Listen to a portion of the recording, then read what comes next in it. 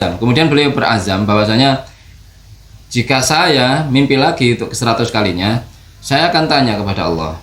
Assalamualaikum warahmatullahi wabarakatuh. Halo teman-teman, ketemu lagi dengan dua Bang Deso ya di channel Mr. Coach. Yuk mari kita ngobrol di channel ini. Yuk mari kita siapkan kopinya yang kental, ngolah pikir dengan share dan serius tapi santai. Ini kita bahas tentang khurafat teman-teman ya. Khurafat. Ya, sering kali kita dengar dari pihak-pihak mereka itu, dari buzzer-buzzer Wahabi ini, Bos ya, membicara khurafat bahwasanya Aswaja ini gudangnya khurafat, TBC, tahayul khurafat dan bid'ah. Itu mereka itu, Bos ya. Ya, maka kita sebagai sebagai Ustaz Wahabi Salafi harus untuk memerangi TBC. Memerangi TBC, Bos ya. Tahayul khurafat dan bid'ah. Karena ini misi mereka, di Bos. Nusantara ini banyak gudangnya. Maka sumbernya. kita harus tetap berdakwah dengan semangat. Dengan semangat. Makanya banyak ulama-ulama Aswaja, Bos, yang katanya melihat Rasulullah, Bos ya. Dalam mimpi, baik Yakoto juga ada, Bos. Iya. Itu dihujat, Bos. Khurafat soalnya. Khurafat. Pendapat mereka itu mengatakan khurafat. Kata Heri Pras, ketemu Rasulullah, kenapa nggak tanya? Ini masalahnya yang benar yang mana? Kan begitu kata Heri Pras ya kan. Mimpi ketemu Rasulullah, kok malah nggak tanya? Mana yang benar ini? Mana yang benar antara Wahabi, Syiah dan Sunni lah? Gimana? Mimpi kok bisa diatur? Itu namanya mimpi yang nggak bisa diatur. Kan begitu, Bos ya. Mereka sangat pede sekali. Kenapa mereka seperti itu? Karena mereka yakin bahwasanya di ulama-ulama mereka, di mazhab mereka, di manhaj mereka, baik yang di Indonesia maupun di Saudi dan seluruh Wahabi di seluruh dunia, nggak ada sama sekali yang khurafat, tahayul, apalagi bid'ah, Bos ya. Nggak ada, Bos, yang mengatakan nggak ada seperti itu. Soalnya mereka itu menganggap itu termasuk khurafat, harus diperangi. Nggak ada pokoknya khurafat, tahayul dan bid'ah, tidak ada. Tapi faktanya teman-teman ya, kemarin banyak lah ternyata mereka juga pelaku bid'ah. Mereka juga mengakui bid'ah hasanah, Bos ya, melakukan bid'ah sah. Ternyata mereka juga melakukan bid'ah hasanah. Meskipun tidak mengatakan. Pelaku tapi mengamalkan dari pendapat-pendapatnya itu, Bos. Seperti Robi Firly ditambahi nggak apa-apa. Berarti kan bid'ah hasanah itu. Kemudian tahayul, Pak Zainal Abidin cerita Haji Saka, kemudian makanya kenapa dikatakan Jawa-Jawa dari kalimat Dowo, karena Haji Saka setelah masuk dan menjajah, menaklukkan, ini pulau kok Dowo banget, akhirnya Jawa. Ya kan? Terkait seruling, setan menjelma jadi anak gembalang, bala sapi. Ya, ternyata itu iblis yang menciptakan seruling. Iblis yang menyamar, teman-teman. Iblis menyamar sebagai anak muda, yaitu menyamar sebagai anak gembala. Iblis ini membuat alat musik pertama yang ditiup, yaitu seruling. Itulah alat musik pertama yang diciptakan iblis. Makanya gambarnya sampai sekarang anak gembala bawa seruling naik di atas apa? Kerbau kan? Dengan capingnya. Itu gambar yang sejak dulu sampai sekarang fenomenal, tidak pernah hilang dari memori kita. Ini kayak cerita film film White Snake Legend itu, Bos. White Snake Legend, terus Kerak Sakti, yang itu banyak iblis-iblis yang menyamar itu, Bos ya. Sumbokong itu, Bos, banyak itu teman-teman ya. Dan sekarang kita menemukan fakta baru lagi. Ini dari khurafatnya kaum Wahabi, ini bukan di Indo lagi, tapi di pusatnya sana, Bos. Di Saudi, Bos. Ya, di Saudi. Mereka seperti apa khurafatnya mereka? Enggak nanggung-nanggung khurafat mereka. Seperti apa kita lihat, Bos, langsung, Bos ya. Khurafat mereka modelnya kayak gini, teman-teman ya. أبو خالد يا شيخ يقول بأنني قرأت بأن الإمام أحمد رحمه الله تعالى ورفع منزلته أنه رأى الله عز وجل في المنام. نعم، هذا ممكن. رؤية الله جل وعلا في المنام ممكنة، أن يرى العبد ربه أكبر كما رآه الإمام أحمد وغيره، لكن هذا لمن خصه الله عز وجل بالعلم بالله ومحبة الله وكثرة العبادة. نعم. Ini tadi katanya Syekh Abu Khalid bin Yasir mengatakan bahwasanya suatu ketika Imam Ahmad melihat Allah fil manam, melihat Allah, dan dibenarkan oleh Syekh Shalih Fauzan. Siapa Syekh Shalih Fauzan? Yaitu seorang syekh yang paling alim di abad ini, di muka bumi ini. Itu klaimnya Wahabi. Itu beliau itu.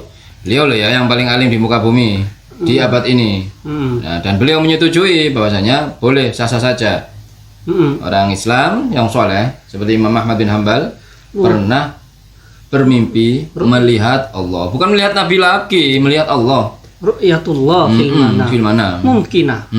Ini kalau Hari Pras denger ini loh. Kenapa nggak tanya ya Allah yang mana yang benar ini? Salafi, Wahabi, apa Syiah, apa Sunni, gimana ini? Ya, umat benar ini yang mana? kacau sekarang ini, ya kan? Umat kacau. Saudi menyerang Yaman, kan gitu. Saudi tidak membela Filistin. Kacau umat ini, ya Allah yang mana yang benar harusnya Yang gitu mana? kata Hari Pras, bos ya. Supaya jelas ini. Ngapain Allah penting-penting amat menemui Imam Ahmad kan gitu bos ya. Kan gitu. Jadi teman-teman ya. Lanjut bos, apa ada lagi?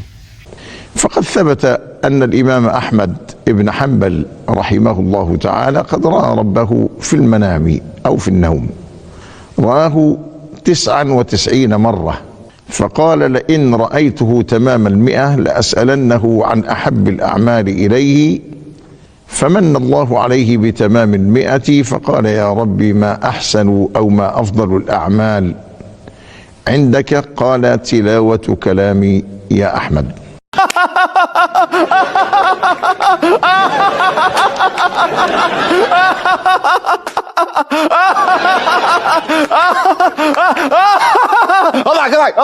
Anda jangan ketawa-ketawa menghina Anda itu.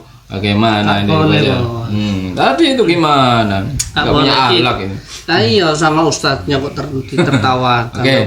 Ternyata Imam Ahmad bin Hambal bermimpi melihat Allah itu sebanyak 99 kali. Kemudian beliau berazam bahwasanya jika saya mimpi lagi untuk ke 100 kalinya, saya akan tanya kepada Allah. Gitu, Bos. Tanya kepada Allah tentang amalan yang baik atau yang paling afdol yang diamalkan, yang akan diamalkan oleh kaum muslimin agar mereka bisa bertemu Allah, bisa dicintai oleh Allah. Maka famanallahu alaihi, kemudian Allah memberikan itu mimpi lagi 100 kali. 100 kali. Iya, dan Imam Ahmad tanya akhirnya pada Allah itu, Bos, ya. Berarti ini bisa direncanakan ini mimpinya ini. Ya kan? Dan tanya beneran. Tanya. Iya, amal apa ya Allah yang bisa, yang paling baik atau yang paling afdol indaka agar dicintai olehmu. Kemudian Allah berfirman atau mengatakan kepada Imam Ahmad bin Hambal bahwasanya amal yang paling baik adalah melanggengkan atau beristiqomah membaca kalam-kalamku, kata Allah begitu. Berarti baca Al-Quran, Bos. Nah, seperti itu teman-teman ya. Ini kalau Wahabindo sudah sufi nih. Sudah sufi. Sufi, Bos. Para itu bisa berbicara dengan Allah ini. Sudah khurafat sufi. Ingat ya, mereka tidak akan pernah memakai fatwa-fatwa dari orang sufi. Kenapa? Karena kalau orang sudah khurafat, maka fatwa-fatwanya tidak akan dipakai, haram sudah. Harusnya kalian kalau benar-benar konsisten jangan ngambil fatwa-fatwa dari Imam Ahmad bin Hambal, karena Imam Ahmad bin Hambal ini beramalia seperti amalia sufi, bisa melihat Allah seperti Abu Yazid Al-Bustami, Bos ya, melihat Allah gitu. Kenapa kalian masih memakai fatwa-fatwa dari Imam Ahmad bin Hambal? Bahkan demi kebenaran kalian, demi agar kalian dianggap benar, kalian menyalahkan pendapat Imam Syafi'i dengan pendapatnya Imam Ahmad bin Hambal, yang notabene-nya Imam Ahmad bin Hambal ini adalah murid dari Imam Syafi'i. Kalian mengatakan, Hari Pras dan buzzer-buzzernya, pendapat Imam Syafi'i tentang berjabat tangan memakai kain itu ditolak, tidak sah. Karena apa? Karena telah dikritik oleh Imam Ahmad bin Hambal. Nah, ini Imam Ahmad bin Hambal ternyata sufi. Tokoh sufi loh. Tokoh sufi, itu tokoh sufi sudah yang melihat Allah. Dari Pras golongan kelompok sini sufi nggak boleh diambil fatwanya, sudah nggak bisa dipercaya fatwanya.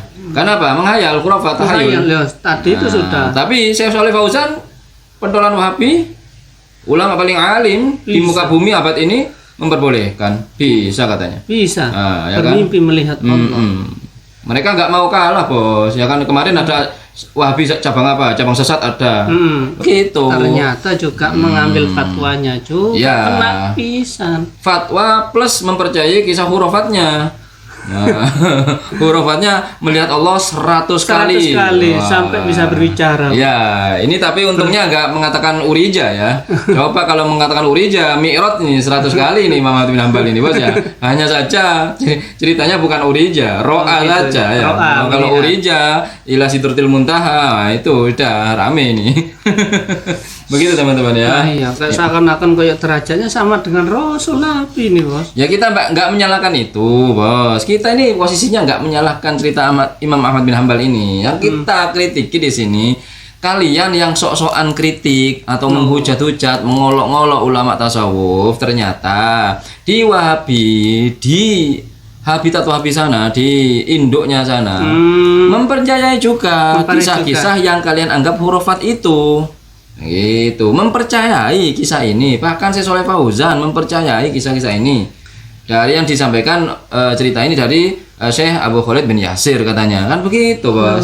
Itu loh. Jadi kalian yang di sini, yang masih bayi-bayi di sini, yang masih gagal-gagal produk ya, yang agar kalian nggak di-reject, Wahabi kalian itu bukan Wahabi rejekan, kalian perkaya lagi, perluas lagi ya kan, perlebar lagi sayapnya agar ilmu pengetahuan kalian nggak malu-maluin gitu loh. Jangan terbang dengan satu sayap saja. Munting, Pak. Ya apa kan? kok satu Ya jomplang, ya muter-muter nggak bisa kemana-mana, muter-muter kayak gasing. Karena kalian terbang dengan satu sayap, gitu. harus dua sayap. Harus dua Nah, sayap. supaya tahu alam semesta ini, Bos. Iya, Supaya gitu. tahu wacana wawasan. Pengetahuan itu luas, bukan cupet seperti di dalam tempurung itu. Aduh. Ayo diterbangkan sayapnya. Oke, Bos, itu saja, Bos.